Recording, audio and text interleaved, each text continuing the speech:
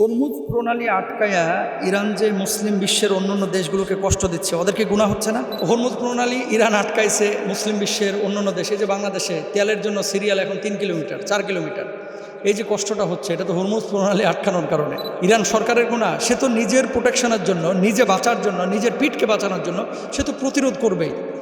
যদি আপনাকে একটা ব্রিজের ওপর থেকে আঘাত করতে আসে, সে ব্রিজকে আপনি বন্ধ করবেন না? হরমুজ প্রণালী আটকায়া ইরান যে মুসলিম বিশ্বের অন্যান্য দেশগুলোকে কষ্ট দিচ্ছে, ওদেরকে গুনাহ হচ্ছে না? 2 নম্বর বিষয় লিখেছেন যে হরমুজ প্রণালী অন্যান্য প্রণালীর চাইতে আলাদা কেন? অন্য কোনো প্রণালী দিয়ে কি মানুষ যাতায়াত করতে পারে না? এ ব্যাপারে আপনি কিছু জানেন কিনা? জটিল প্রশ্ন। যে হরমুজ প্রণালী ইরান আটকাইছে মুসলিম বিশ্বের অন্যান্য দেশে, যে বাংলাদেশে তেলের জন্য সিরিয়াল এখন 3 কিলোমিটার 4 কিলোমিটার, এই যে কষ্টটা হচ্ছে, এটা তো হরমুজ প্রণালী আটকানোর কারণে। এজন্য কি তাদের গুনাহ হবে কিনা? দেখেন, এটা বৈশ্বিক একটা বিষয়, যেহেতু বিশ্বব্যাপী যুদ্ধ চলছে, আর এই যুদ্ধের কৌশল হিসাবে যে কোনো দেশ যে কোনো সিদ্ধান্ত নিতে পারে। আর এটার জন্য এখন গুনাহটা কার হচ্ছে?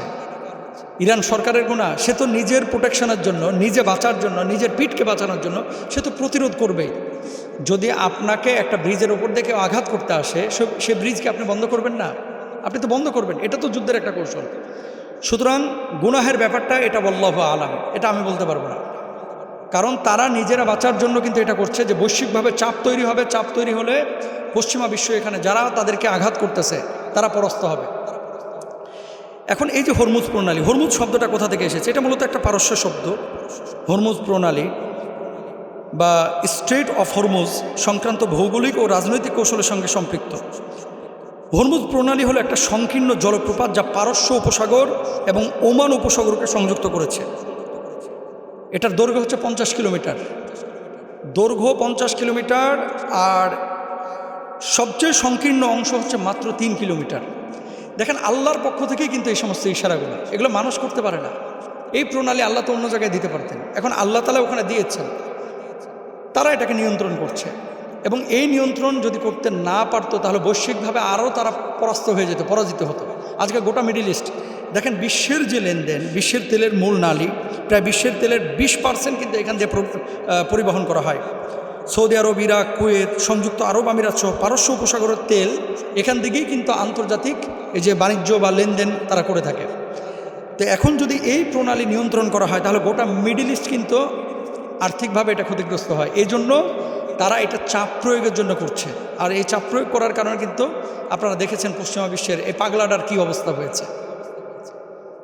এরপরে দেখেন, নৌপথের সংকীর্ণতা প্রায় 3 কিলোমিটার সংকীর্ণ হওয়ায় সামরিক বা রাজনৈতিক চাপের মাধ্যমে সরাসরি আন্তর্জাতিক বাণিজ্যকে এই আপনার হরমুজ প্রণালী প্রভাবিত করে।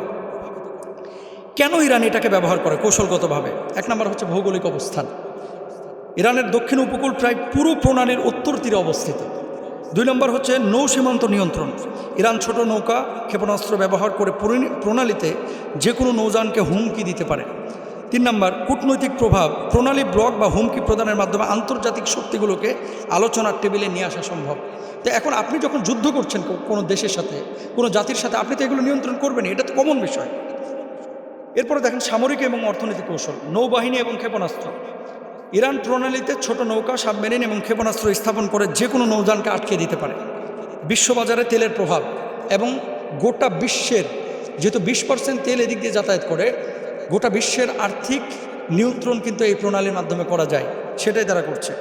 এজন্য এই হরমুজ প্রণালী আটকা রাখছে, এজন্য আপনি সমালোচনা করবেন। কেউ কেউ তো এখনও আবার জন্য দোয়া করে, ইসরায়েলের জন্য, এরা তো এদের জন্য দোয়া করে, এবং ইরানকে নিয়ে আপনারা সমালোচনা করছেন। দেখেন, আঘাত যখন বোমা দিয়ে করছে, আঘাত যখন বিমান দিয়ে করছে, তারা কিন্তু কে শিয়া কে সুন্নি এটা দেখছে না, তারা দেখছে মুসলমান, তারা দেখছে মুসলমান। এখন আকীদাগত বিভাজন থাকতে পারে, কিন্তু এই পরিস্থিতিতে আকীদাগত বিভাজন করে যদি ইরানকে হারায়া দেন, তাহলে গ্রেটার ইসরায়েল গঠনের যে তাদের সুদূর প্রসারী পরিকল্পনা, এটা কিন্তু আপনারা বাস্তবায়ন করায় দেবেন। এজন্য আল্লাহ তাআলা আমাদেরকে বুঝদান করুক, আল্লাহ তাআলা ইরানকে বিজয় করুন, আমিন।